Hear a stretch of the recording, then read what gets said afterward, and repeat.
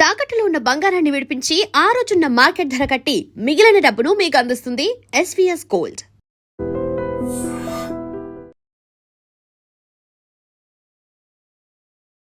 నమస్కారం, welcome to I dream. ధర్మ మార్గం విత్ విజిత కార్యక్రమానికి స్వాగతం.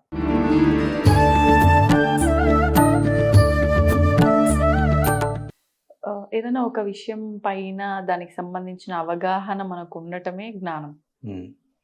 జ్ఞానం అంటే ప్రత్యక్షం చేత కానీ అనుమానం చేత కానీ ఎరుకబడిన విషయాన్ని ఎరుకపరిచేదాన్ని జ్ఞానం అని అందురు.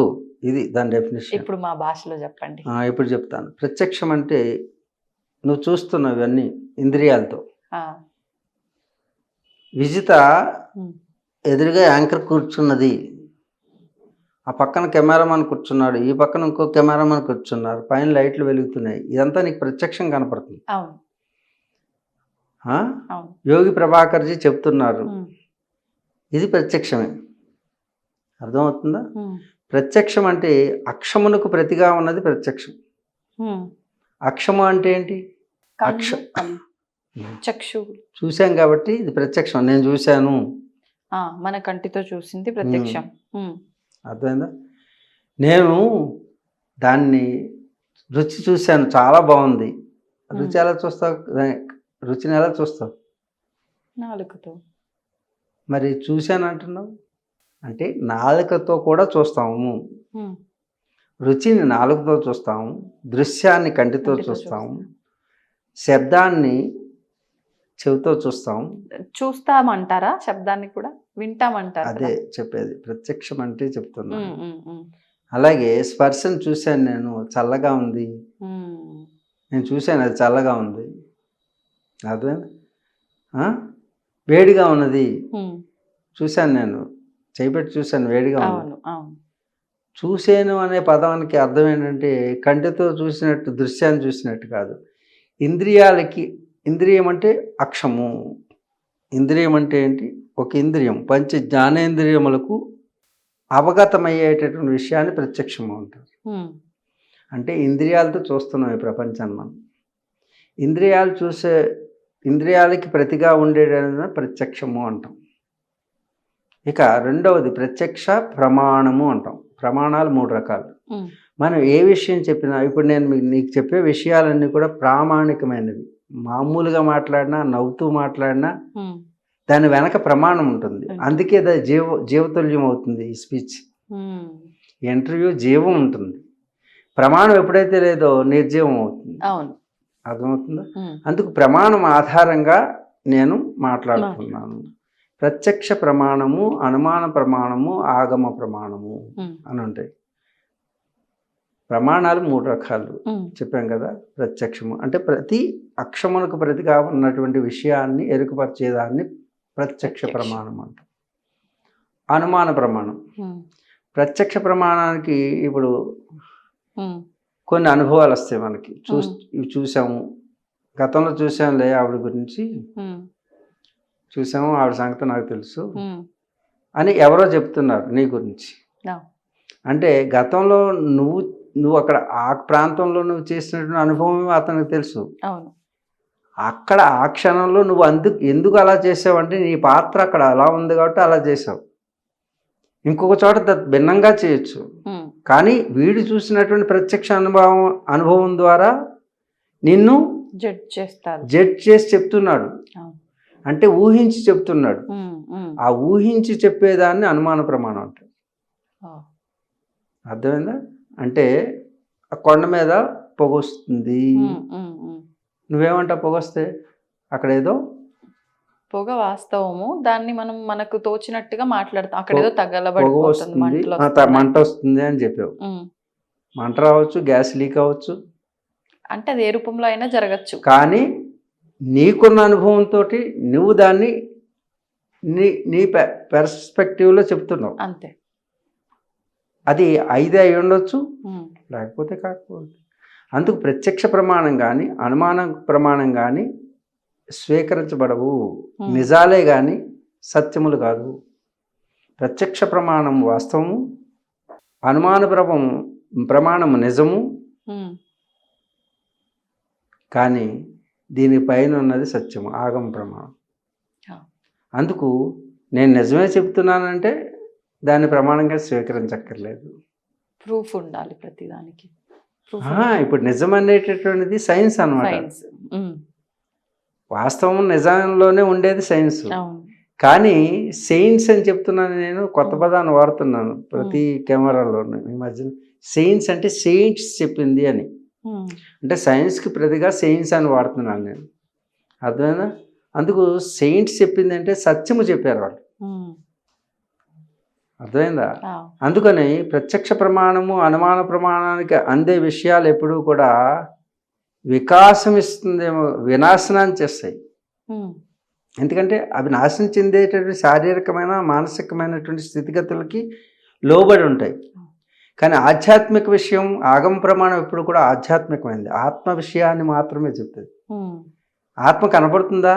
నీకు ఆత్మ ఉందా? ఏది? మీరే చెప్పారు కదా, ఆత్మ ఉంది మనలో అని చెప్పి. ఎక్కడుందంటే ఎలా చెప్తాము? ఆత్మని నేను అని చెప్తున్నావు నువ్వు. మనసు నాది అంటున్నావు, శరీరం నాది అంటారు. అంతవరకు ఎవరికి విభేదం లేదు. నువ్వు ఎక్కడున్నావు చూపించంటే ఎవరు చూపించలేరు. నేనేనండి, గట్టిగా వాదిస్తే నేనే అంటారు, అంతకు మించి ఏమంటారు. మీరు ఇందాక అన్నట్టుగా భాష లేని ఒక సందిగ్ధమైన సిచ్యువేషన్ అది, ఒక స్థితి. అంటే కనపడడం లేదు. అది కనపడంది ప్రతిదీ లేనట్టు కాదు, లేనివాడిని నిరూపించడం కాదు. నువ్వు లేనివాడు. ముందు నీ శరీరం ఉంది, మనసున్నది. ఇది ప్రత్యక్షము అనుమానమున వరకే పరిమితమైనది. ప్రత్యక్షమైనటువంటి శరీరం ఉండదు, అనుమానమైనటువంటి నీ యొక్క మానసిక స్థితి ఉండదు. ఆ పైన ఉన్నటువంటి ఆత్మతో సర్వగతమైనటువంటిది ఎప్పటికీ ఉంటుంది. నువ్వు చనిపోయినా ఉంటుంది, నువ్వు బ్రతికుండా ఉంటుంది, నీ లోపల ఉంటుంది, నీ బయట ఉంటుంది. నీ ఆత్మ ఏంటి? నీ ఆత్మ నీ ఒక్కరిలోనే ఉండదు. సకల చరాచర జీవరాశి అందు సృష్టి యావత్తు నీవే అయి ఉన్నావు. అందుకే అయం ఆత్మ బ్రహ్మ, సర్వం కల్విదం బ్రహ్మ. అంటే నేను బ్రహ్మనైతే, నా ఆత్మ బ్రహ్మ అయితే, మరి చుట్టూ ఉన్నది భ్రమ అని వాదించుకుంటూ వెళ్ళి ఆత్మ ఒక్కటే సత్యము, జగత్ మిథ్య అంటారు. జగత్ మిథ్య అంటే జగత్తు ఉండేది కాదు, ఇప్పుడు కనపడేది ఏది శాశ్వతం కాదు. నిన్న ఇంతకు ముందున్న హైదరాబాద్ ఏంటి, ఇప్పుడు ఉన్నది ఏంటి? ఇంతకు ముందు భాగ్యనగరం ఉండేది, ఇప్పుడు హైదరాబాద్ ఉంది. రేపు మరలా తిరిగి భాగ్యనగరం కావచ్చు. అంటే ఎప్పుడు ఒకేలా ఉండదు. భాగ్యనగరం ఎలా ఉండేది? కొండలో గుట్లో ఆ మధ్యలో చిన్న చిన్న పల్లెటూర్లు, చిన్న చిన్న ఇళ్ళు. ఇప్పుడు ఆకాశార్మ్యాలు, అంటే హైదరాబాద్ అయింది, పట్టణం అయింది. రేపు మళ్ళా భాగ్యనగరం కావచ్చు. అంటే మరలా చిన్న చిన్న ఇళ్ళు వచ్చేసి పెద్ద పెద్ద బిల్డింగ్లు అన్నీ పడిపోవచ్చు అని అంటే హింట్ ఇస్తున్నారా మీరు? ఏమో యోగి చెప్తున్నాడు, మీకు ఏమనిపిస్తుందో తర్వాత. మరలా ఎప్పుడు కూడా సైకిల్ కదా, పరిణామ దశలు ఎప్పుడు కూడా. నువ్వు చిన్నపిల్లగా ఉన్నావు, బాల్యం, తర్వాత కౌమారం, యవ్వనం, వృద్ధాప్యం, అంటే ఒక సైకిల్ పూర్తయింది. మరలా నువ్వేమవుతావు? బాలిగ్గా మళ్ళా వస్తావు. అంటే నేను మళ్ళా ఆడపిల్లగానే పుట్టాలని అడగండి మీరు, అంటే మళ్ళా చిన్న బాల్యంలోకి వస్తారు. అంటే ఏమైంది ఆడపిల్లగా పుడితే నేను ఎందుకు వేస్తా అనుకున్నారా? చాలా మంది పుట్టకూడదంట. అలాగా చాలా మంది మీరు స్వామికి చులకం చేస్తాను, మళ్ళా మేము ఆడపిల్లగానే పుట్టాలా అని ఎవరైనా ప్రశ్న అడుగుతారేమో అని నిన్ను. కాబట్టి ఆడపిల్ల కాదు, ఆడపిల్ల పురుష అంటే, పురి అంటే శరీరము, షా అంటే జీవించే ఆత్మ. పురుష అంటే నీలోనూ ఆత్మ ఉంది, నాలోనూ ఆత్మ. పురి అంటే నవరేంద్రియ పురి, శరీరం 9 రంధ్రాలతో ఉంటుంది, 9 ద్వారాలు ఉంటాయి. ఈ 9 ద్వారాల్లో లోపల ఉండేటువంటి శరీరం పురం అని, ఈ పురం లోపల జీవించేవాడు ఎవడైతే ఉన్నాడో వాడి పేరు ష, నివాసం ఉండేవాడు, వాడు ఆత్మ. అందుకు ఆత్మగతంగా చూస్తే, ఆత్మపరంగా చూస్తే అందరం ఒకటే. కాకపోతే ఫిజికల్గా కొన్ని ఆర్గన్స్ చేంజ్ అయినాయి, అందుకని. కాబట్టి ఇప్పుడు చెప్పేది ఏంటంటే, మనం మరలా వెళ్తే ఈ శరీరగతమైన, అంటే ఆగమ ప్రమాణం అంటే ఇంద్రియాలకు అందే విషయానికి, మానసికి ఊహకు అందే విషయాలకి అవతలు ఉండేది సత్యము. అందుకు సత్యాన్ని అన్వేషించాలంటే అది ఎక్కడా లేనిది ఆత్మ ఎక్కడ ఉంది? నిన్ను నువ్వు చూసావా? అదే నేను రోజు చూసుకుంటూనే ఉన్నాను అద్దంలో అంటారు ఎవరైనా. అద్దంలో చూసేది నీ శరీరాన్ని, ఎవరిని చూస్తున్నావు అని అడిగితే నా ఆత్మ ఎలా ముఖం. కనిపిస్తుంది? కనిపించదు కదండి చూసుకోవడానికి. మరి కనిపించట్లేని దేవుణ్ణి ఎలా చూస్తావు నువ్వు? బా నాతోటే చెప్పించిరా. దేవుడు ఉన్నాడని. ఆత్మ ఉన్నదా? ఉందా లేదా మీకు? ఏమండి మీకు ఉందా? ప్రేక్షకులకి అదే ప్రేక్షకులు అనకూడదు, ఇప్పుడు వాళ్ళు సమాధానం ఎలా చెప్తారండి మీకు? కింద చేస్తారు. సరే. అదే నా కళ్ళు నిన్ను వేరే విధంగా చూస్తున్నా అన్నటువంటి కామెంట్ చేసిన వాళ్ళే మరలా రాస్తారు. గతంలో 2 సంవత్సరాల కిందట. అందు గురించి ఏమో నీ కళ్ళు నేను చూసినప్పుడు అలా చూడాలనిపిస్తున్నాయేమో ఆ కళ్ళకి. నన్నేం చేయమంటావు దానికి? నాకు సంబంధం లేదు కదా, నేను కళ్ళు కాదు కదా, అవునా కదా? కాబట్టి ఇక్కడ అంటే వాదం వేదానికి దారి చేయాలి. వేదం అంటే ఏంటన్నావు నువ్వు? జ్ఞానం. జ్ఞానం అన్నావు. జ్ఞానం అంటే ఏంటి? ప్రత్యక్షం చేత కానీ అనుమానం చేత కానీ ఎరుక పడని విషయాన్ని ఎరుకపరిచేదాన్ని. అంటే ఎవరి విశ్వాసం వాళ్ళది. విశ్వాసం కాదమ్మా, సత్యం అంటూ ఉంటుంది.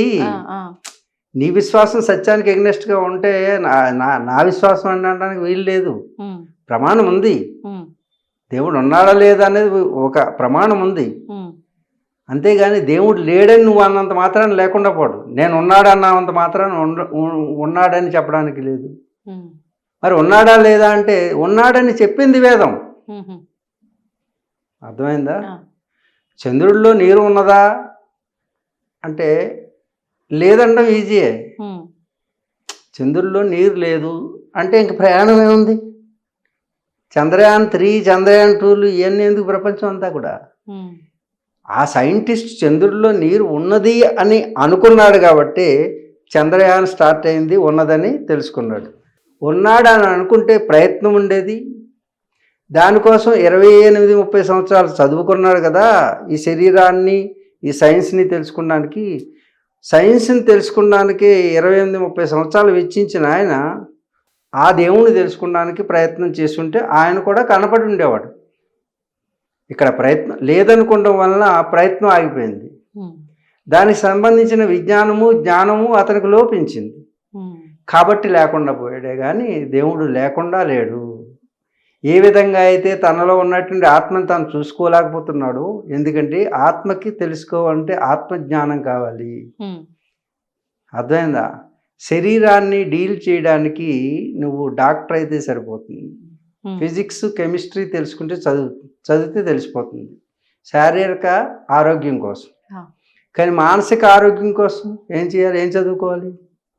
వేదం, విజ్ఞానం, జ్ఞానం, ఆధ్యాత్మిక సైకియాట్రిస్ట్ కావాలి. మళ్ళీ మీరు ఎందుకు ఫిజికల్ గా వెళ్ళటం? అదే కంపారిజన్. సైన్స్ గొప్పదా సైన్స్ గొప్పదా? ఓకే, నీవు అడిగిన ప్రశ్నలోనే దేవుడు లేడా ఉన్నాడా? ఇప్పుడు నీ ఆత్మ ఉన్నదా లేదా? ఉంది. ఆత్మ ఉన్నది చూపించు. చూపించలేనిది లేదు అని కాదు, ఆత్మ ఉన్నది అని ఈ యొక్క విశ్వవిజ్ఞానం అంతా చెబుతూ ఉన్నది. దానికి ప్రమాణం ఉన్నది, ఆత్మకి డెఫినిషన్ ఉన్నది, అలాగే దైవానికి కూడా ఉన్నది. ఏ విధంగా ఇప్పుడు నీరు ఉన్నది, దాన్ని ఏమంటారు? నీరు అంటారు. H2O అంటారా? HO2 అంటారు. కెమికల్, రసాయనిక నామం. అంటే హైడ్రోజన్ ఆక్సిజన్ కలిస్తే నీరు. కానీ నేనేమంటున్నాను? నీరు నాకు కనపడుతుంది కాబట్టి నీరే ఉన్నది అంటాను. కానీ దాంట్లో నా హైడ్రోజన్ కనపడుతుందా? ఆ రెండింటిని విభజన చేసి చూస్తే, ఒక ల్యాబొరేటరీలోకి తీసుకుని వెళ్ళి విభజన చేస్తే hydrogen vapour and oxygen 2 molecules 1 molecules hydrogen కనపడుతుంది. అది కనపడుతుందా కళ్ళకి అంటే? నీ ల్యాబొరేటరీలో పరిశీలించి పరిశోధన చేసి అప్పుడు వాటిని విడదీస్తే అవి రెండుగా కనపడుతున్నాయి. అలాగే నువ్వు ఎప్పుడైనా పరిశీలించావా దేవుడి గురించి? పరిశోధన చేసావా? హిమాలయాలనే ల్యాబొరేటరీలో కూర్చున్నావా కొంతకాలం? ఒక నీటిలో ఉన్నటువంటి 2 పదార్థాలను వేరు చేయడానికి ఒక సైంటిస్ట్ ఎంత తపన పడితే, ఎంతో కాలం వెచ్చిస్తే, మరి దైవం అనే దాన్ని నువ్వు తెలుసుకోవడానికి ఏ ప్రయత్నం చేసావు? నేను దాంట్లో హైడ్రోజన్ లేదన్నా ఈజీయే. కానీ దాన్ని నిరూపించడానికి నువ్వు చేసే ప్రయత్నం ఏదైతే ఉందో, అలాగే భగవంతుడనే దాన్ని నువ్వు అనుభవించగలవు కానీ ప్రత్యక్షంగా చూపించలేం దాన్ని, భగవంతుడిని. భగవంతుడు ప్రత్యక్షమయ్యాడు, దర్శనమయ్యాడు అంటారు. దర్శనమయ్యాడు అంటే నాకు ప్రత్యక్షమయ్యాడు అని అనకూడదు. అక్షమునకు ప్రతిగా అయిన వాడు ప్రత్యక్షము, దైవ దర్శనం అయ్యింది అనాలి. చూడండి, మనం తిరుపతి వెళ్ళిన వెంటనే ఏం చేస్తాం, ఆ 7 కొండల వాడు ఎక్కి ఆ పైన ఉన్నటువంటి శిఖరాన్ని, ఆ బంగారుని ఇవన్నీ చూస్తాం. కానీ దేవుడి దగ్గరికి ఎందుకు వెళ్ళాము? దేవుడి దర్శనం కోసం వెళ్ళాం. దేవుడి దర్శనం దగ్గరికి వెళ్ళిన తర్వాత చేతులు 2 ఇలా అంటాం, కళ్ళు ఇలా మోస్తాం, పక్కకు దోసేస్తాడు. అంటే దర్శనం అనేది ఇంద్రియాలకు అతీతమైందని కళ్ళు మూసుకుంటున్నాం. ఇంద్రియాలతో చూసేది కాదు దైవాన్ని. అక్కడ విగ్రహాన్ని చూడొచ్చు కానీ దర్శనం మాత్రం కలగదు. విగ్రహాన్ని ప్రత్యక్షంగా చూడొచ్చు, అర్థమైందా? దేవుణ్ణి నీవు దర్శన చేయాలి. దర్శనం అంటే ప్రదర్శనకి అతీతమైనది, అంటే వస్తు జగత్తుకి అవతల ఉన్నటువంటిది. అంటే చూడాల్సింది కళ్ళతో కాదు. అందుకే నువ్వు చూడు, అక్కడికి వెళ్ళి ఈ శరీరానికి తెలుసు నేను చూడలేను బాబు అని చేతులు ఎత్తేసింది. చేతులేని నేను చేయలేనని, కళ్ళు ఏం చేసి నేను చూడలేనని, మనసు ఏం చేసింది మౌనంగా ఉండిపోయింది. అప్పుడు ఆయన దర్శనం అవుతుంది. అది మనోభావానికి అతీతమైనది, అంటే శారీరక మానసిక స్థితిని దాటి అవతల ఉన్నట్టు ఆత్మగతమైనది పరమాత్మ స్థితి. అందుగురించి పరమాత్మని ఎవరు చూపించలేరు. నీ కళ్ళకి చూడడానికి నీ కళ్ళు పనిచేయవు. ఎందుకంటే ఇది చక్షురేంద్రియములకు, శ్రోత్రేంద్రియములకు, ఘ్రాణేంద్రియములకు, రసేంద్రియములకు, త్వగేంద్రియములకు అతీతమైనటువంటి, మనసు, బుద్ధి, చిత్తం, అహంకారానికి అతీతమైనటువంటి అంతఃకరణ చతుష్టయానికి అందితే అది భగవంతుడు కాదు. ఆత్మ ఎన్నిటికీ పరే, అందే అని పరం ఆత్మ అన్నారు. ఏమన్నారు? పరమాత్మ, పరం ఆత్మ. అంచేత నువ్వన్నటువంటి జ్ఞానం ఏంటంటే ప్రత్యక్షముల చేత కానీ అనుమానం చేత కానీ ఎరుకపడిన విషయాన్ని ఎరుకపరిచేదాన్ని జ్ఞానం అంటారు. అర్థమైందా? ఇప్పుడు ఈ జ్ఞానానికి అందేది ఏదైతే ఉందో ఆ జ్ఞానం ఆత్మగతాన్ని అనుభవింపజేయడానికి ఒక సాధనం. జ్ఞానం కూడా ఆత్మని ఆనందాన్ని ఇవ్వలేదు. జ్ఞానం అంటే టూల్, దాని గురించి ఎక్స్ప్లెనేషన్ ఇస్తుంది, అంటే థియరిటికల్ నాలెడ్జ్ని ఇస్తుంది. కానీ దాన్ని అనుభవపూర్వకంగా పొందాలంటే నువ్వు తపస్సు చేయాలి. శారీరకమైనటువంటి షట్ డౌన్, మానసికమైనటువంటి షట్ డౌన్, అంటే ఇంద్రియాలని లేకుండా చేయడం. దీన్ని యోగ పరిభాషలో ఏమంటారంటే ప్రత్యాహారము అంటారు. ఇప్పుడు ఈ ఇంద్రియాలకు ఆహారం ఏంటి? ఒక్కొక్క దానికి ఒక ఆహారం కావాలి. దేనికి? మంచి టేస్ట్. దేనికి? దానికి ఆహారం అది. దేనికి? కంటికింపుగా మంచి దృశ్యం. దేనికి? మంచి మంచి మాటలు. మనల్ని పొగుడుతుంటే ఓ ఎంత బాగుంటుందో, మనలో ఉన్న తప్పుని ఎవరైనా ఎత్తి చూపిస్తే చాలా కష్టంగా ఉంటుంది. అంటే అన్నీ నీకు అనుకూలంగా ఉండాలి. అర్థమవుతుందా? అంటే ఈ ఆహారమును ప్రతిగా ఇంకొక ఆహారం ఇవ్వాలి మనం. బాహ్యమైనటువంటి శబ్దస్పర్శ రూపరస్కందాదులు, శబ్దము, ఏ శబ్ద స్పర్శ రూప రస గంధాదు, వీటిలోనే వెతుకుతున్నాం మనం ఇదేన్ని ఆనందాన్ని. ఎందుకు? ఇవి శాశ్వతం కాదు, శరీరగతమైనవి. అందుకే నీకు ఆనందం లేదు. పూర్వకాలం 1000 రూపాయలతో ఆనందంగా ఉండేవారండి అంటే వాళ్ళందరూ కూడా సైంటిస్టులు చెప్పిన జ్ఞానాన్ని పొందారు. ఇప్పుడు చదువులు కొంటున్నాం ఏంటి? సైంటిస్టులు ఇచ్చినట్టు. సైంటిస్టులు ఎప్పుడు ఏది కనిపెట్టినా అది వ్యాపారం. పేటెంట్ తీసుకుని వ్యాపారస్తుడు ఏం చేస్తాడు? ఎదుటివారికి ఇబ్బందిని కలిగించి తాను సుఖాన్ని అనుభవిస్తాడు. యోగులు ఎవరు డబ్బులు తీసుకోలేదు, కానీ సైంటిస్టులు డబ్బులు తీసుకుంటారు ఈ చదువులకి. అందుకే చదువు కొనుక్కోవాలి, విద్యని తెలుసుకోవాలి. ఇది కొనుక్కుంటే అది కనుక్కోవాలి. ఇది కొనుక్కుంటే వచ్చేది, అది కనుక్కుంటే వచ్చేది. ఇది కొనుక్కుంటే వచ్చేది, అది కనుక్కుంటే వచ్చేది. ఓకే, ఇది నమ్మకం మీద ఆధారపడుతుంది, అది అమ్మకం మీద ఆధారపడుతుంది. ఏది చెప్పండి, ఈ బల్బు కనిపెట్టాడు, అమ్ముతున్నారు ఈనాటికి. సైకిల్ కనిపెట్టాడు, అమ్ముతున్నారా? మోటార్ సైకిల్ కనిపెట్టాడు. ఇంతకీ అంత వెర్రి ఎక్కిందంటే ఈ ప్రపంచానికి ప్రపంచ శాంతికి అన్నం వస్త్రం ఉంటే సరిపోతుంది అని సైంటిస్టులు చెప్తే ఉమ్, ప్రపంచ శాంతికి అణ్వస్త్రాలను వాడుతున్నారు ప్రపంచ దేశాలన్నీ కూడా. ఇది సైంటిస్ట్ చేసింది. ఉమ్, అంటే ఇది వికాసమా వినాశనమా? ఆ, అందుకు మీ విద్యా విధానం వినాశనానికి దారితీస్తుంది. మీ మీ మీ చదువుకోవడం అనేది చదువులు వినాశనానికి దారితీస్తున్నాయి. మీ సైంటిస్టులు చెప్పేదన్నీ కూడా అది వికాసం కాదు, వినాశం. కానీ విద్యా విధానం రావాలి. ఉమ్, ఆ విద్యా విధానంలో జీవించేవారు, గురుకులాల్లో చదువుకున్న వారు 1000 రూపాయలు వస్తే ఆనందం అనుభవించేవారు. అవును. ఇప్పుడు మనం అవసరాలు కాదు అనవసరాలు ఎక్కువ అయిపోయింది మనకి. అంటే మీరు ఏది అనవసరం అంటున్నారు? అన్నీ అనవసరాలే ఇప్పుడు. మరి అవసరమైంది కూడు ఏంటంటున్నారు? గూడు గుడ్డ. ఉమ్, ఏంటి? కూడు గూడు గుడ్డ. గుడ్డ. కూడు ముందు కావాలి. ఉమ్, గూడు లేకపోయినా గుడ్డ లేకపోయినా పర్వాలేదు. ఇప్పుకనైనా తిరగచ్చు. ఎవడు అడగడు, నిన్నెవడు అడగడు. ఉమ్. సమాజం అంతా ఇప్పుకు తిరుగుతుంటే మాకు హిమాలయాల్లోకి రా, కుంభమేళలోకి రా, ఉమ్. అందరూ ఇప్పుకునే ఉంటారు, నువ్వే కప్పుకునే ఉంటావు. అక్కడంటే నడుస్తుంది. అక్కడ ఇక్కడ ఎక్కడ సమాజంలో కాదమ్మా, ఎలా ఈ గొడ్డ అవసరం నడుస్తుందండి? లేదని చెప్పడానికే వాళ్ళు ఇప్పుకుని ఉన్నారు.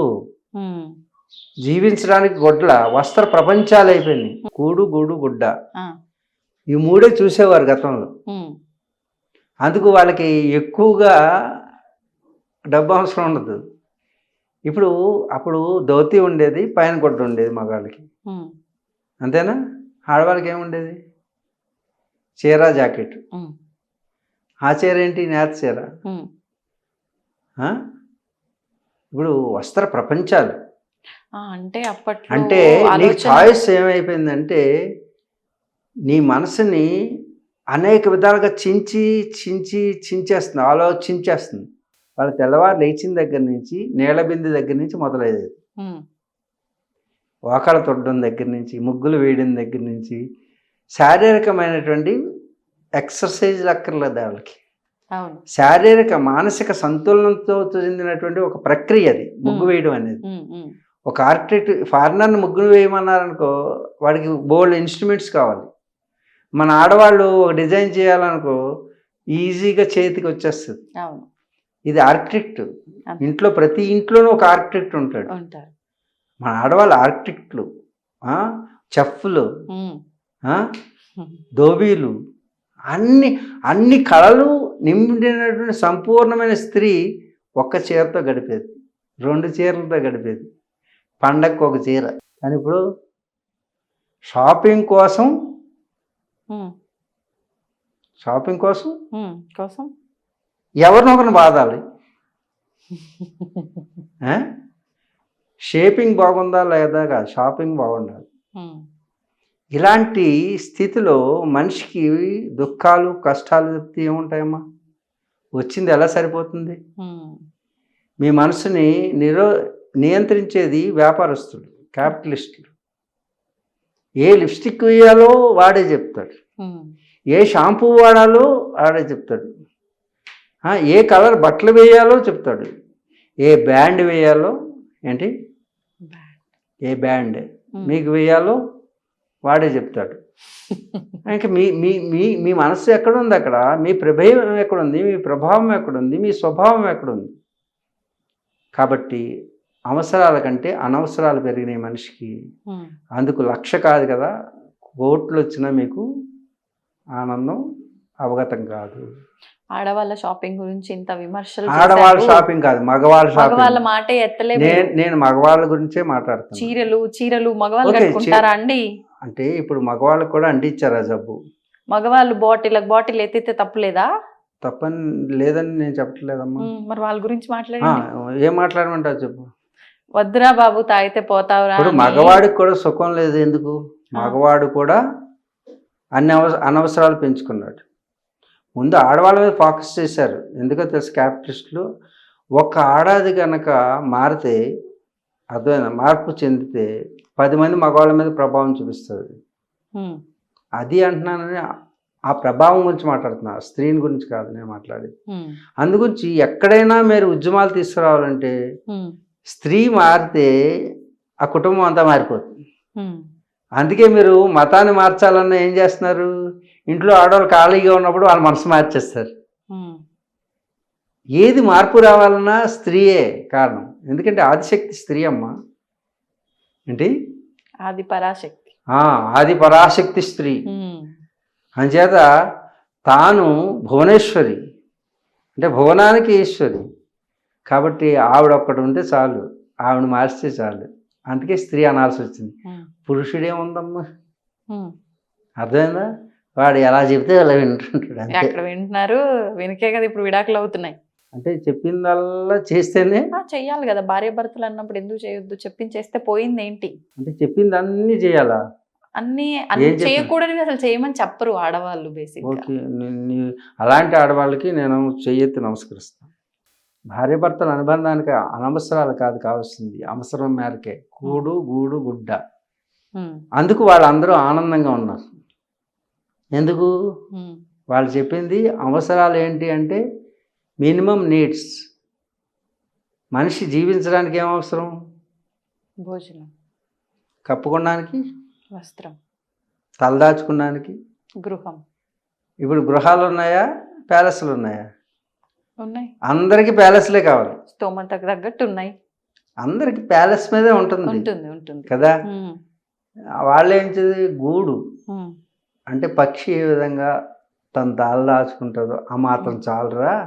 ఎక్కువగా ఉంటే వంట మనిషి, పెంట మనిషి, తుడిచే మనిషి, ఆ మనిషి, ఈ మనిషి, వీళ్ళందరూ పని మనుషులు పెట్టుకుంటాం. దేనికంటే అమ్మగారు అని చెప్తారు. మనల్ని ఏమంటారు?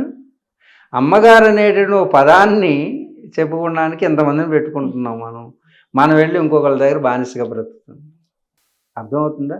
హాయిగా మహారాణి లేక ఇంటికి ఇల్లాలు, ఇంటికి జ్యోతి ఇల్లాలు. ఎప్పుడు వెలుగొందుతూ ఉండేటువంటిది ఏడుపు ముఖం వేసుకుని ఉంటున్నారు అందరూ. ఎవరు నవ్వుతూ ఉంటున్నారు చూడు, ఎంతమంది ఉన్నారు చూడు. ముఖం మీద చిరునవ్వు కోల్పోయి వాళ్ళే కనబడుతున్నారు ఎక్కువ. ఎవరికి కూడా ఆ ముఖం మీద చిరునవ్వే లేదు. ఎందుకంటారు? ఏదో లోపం ఉంది, ఏదో నిండలేదు, ఏదో అసంతృప్తి. కాబట్టి సంతృప్తిని మించిన సంపద లేదు, అసంతృప్తిని మించిన దారిద్ర్యం లేదు. కాబట్టి ఇప్పుడు అందరికీ సంతృప్తి ఉందంటావా? అందరికీ వాళ్ళని అడగాలి. ఇంకా అందరి విషయం నాకు ఇప్పుడు 16 ఏళ్ళ అమ్మాయిని నువ్వు కాలేజీలో చూస్తున్నావమ్మా, పుస్తకాల బరువు మొయ్యలేక చెమట గుంపు కొడుతూ అలా వెళ్తున్నారు. ఎందుకు? భారం మొయ్యలేకపోతున్నారు. చదువుల భారం, పుస్తకాల భారం, పెన్సిల్ భారం, పెన్నుల భారం, ఆ టీచర్ల భారం, వాళ్ళు చెప్తున్నది అర్థం కాక భారం, ఇంటికి వస్తే చదవలేదనే భారం. ఇన్ని భారాల మధ్యన భారతీయత ఉంది. ఏంటి? భారతీయత ఉంది, భారతీయత లేదు. భారతీయత అంటే తేజోవంతమైనటువంటి జీవితం కలిగిన వాళ్ళు. భారతీయులు అంటే భారమైన జీవితాన్ని గడుపుతున్న వాళ్ళు. నువ్వు అన్నదేంటి? ఇప్పుడు చాలడం లేదనడానికి కారణం ఏంటి? అసంతృప్తి. కూడు గూడు గుడ్డ. ఇప్పుడు మేము జీవించేది ఆ విధంగానే. మీరు అనుకుంటారు గుప్పుడు బియ్యం వేస్తాం మేము రోజుకి. మరి మేము మీ దగ్గర డబ్బులు తీసుకోకుండా వస్తున్నాం. ఇప్పుడు ఫస్ట్ క్లాస్లో టికెట్ తోటి ఫ్లైట్లో నీ ఇంటర్వ్యూకి వచ్చాను. నీ ఇంటర్వ్యూ ఖర్చు ఎంత అవుతుంది? అదేంటండి మీరు అనవసరాలకే కదా ఖర్చు పెట్టారు. నేను ఖర్చు పెట్టలా. ఇక్కడ పని ఉన్న వాళ్ళు ఎవరో పెద్ద కంపెనీ వాళ్ళు స్వామీజీకి ఇవ్వాల్సిన గౌరవాన్ని ఇవ్వాలని ఆ గౌరవ హోదాలో తీసుకొచ్చారు. అంటే నేను హోదాను అనుభవించట్లా, నాకు హోదా అవసరం లేదు.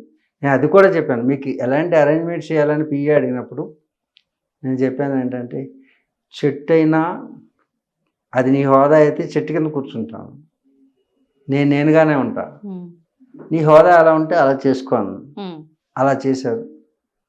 కాబట్టి వాళ్ళ హోదాను బట్టి ఇప్పుడు నీ ఇంటర్వ్యూ ఖరీదు చాలా ఖరీదైంది. ఎందుకంటే నేను ఖరీదైన కాదు,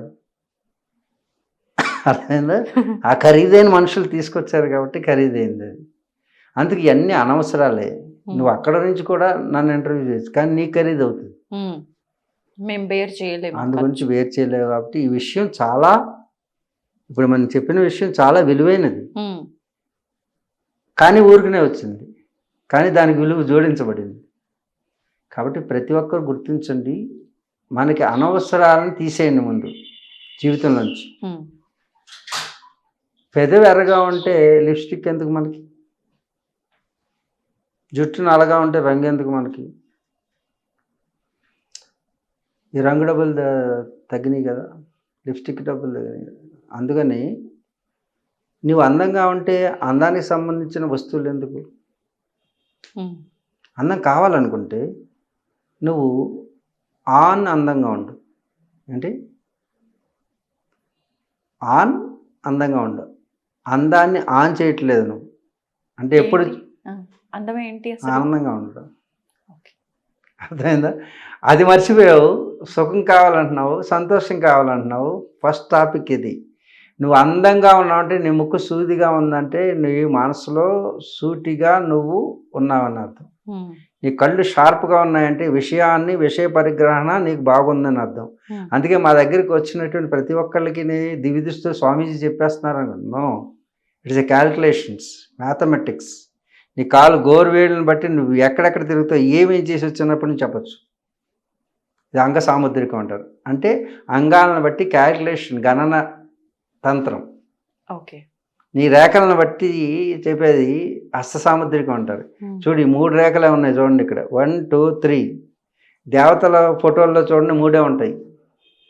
ఇక్కడ దొంగ స్వామీజీ నిజమైన స్వామీజీ కనిపెట్టాలంటే ఈ 3 గీతలు చాలు. అంటే మీరు దేవుడు అంటున్నారా? దేవుడు కాదు, దైవీ లక్షణాలు కలిగితే నీ ఆలోచనల యొక్క రేఖలు ఇవి. నీ ఆలోచనల్లో ఒక ఆలోచన బయలుదేరితే ఎలక్ట్రోమాగ్నెటిక్ వేవ్స్ అనేవి ఒక పెద్ద ట్రాన్స్ఫార్మర్ పేలితే ఆకాశంలో ఉరుములు మెరుపులు వస్తాయి కదా, ఒక ఆలోచనకి అన్ని మెరుపులు వస్తాయి. నువ్వు కోట్ల ఆలోచనలు చేస్తావు నీ బ్రెయిన్ తోటి, అన్నిసార్లు మెరుపులు వస్తుంది. నువ్వు అంటావు, ఓ వెలిగింది రోయ్ నా బుర్రలో అంటావు కదా. అది తెలుసో తెలియక అన్నావు. వెలగడం అంటే ఆకాశంలో స్టార్స్ ఎన్ని ఉన్నాయో అన్ని స్టార్స్ నీ న్యూరాన్స్ బ్రెయిన్లో. దాంట్లో విద్యుత్ ప్రకంపనాలు జరుగుతాయి. ఆ ప్రకంపనాల యొక్క ఇలా వెళ్ళిపోతుంది కదా, ఆ వెళ్ళిపోయేటటువంటి లైట్నింగ్ యొక్క మార్కులు ఇవి. తవ్వండి, తవ్వుతూనే శివలింగం. సరే, దాన్ని అట్లా కప్పేసేయండి, చూపించదండి. Krishna is there. మూర్తి పూజ కాదు, సాక్షాత్ బ్రజేంద్ర నందన భగవాన్ ఉన్నారు మూర్తిలో. ఏమీ ఆశించకుండా ఆరాధించే వాళ్ళు కూడా ఉన్నారా ప్రభుజీ? నిజమైన భక్తి అంటే మనకు తెలియదు కాబట్టి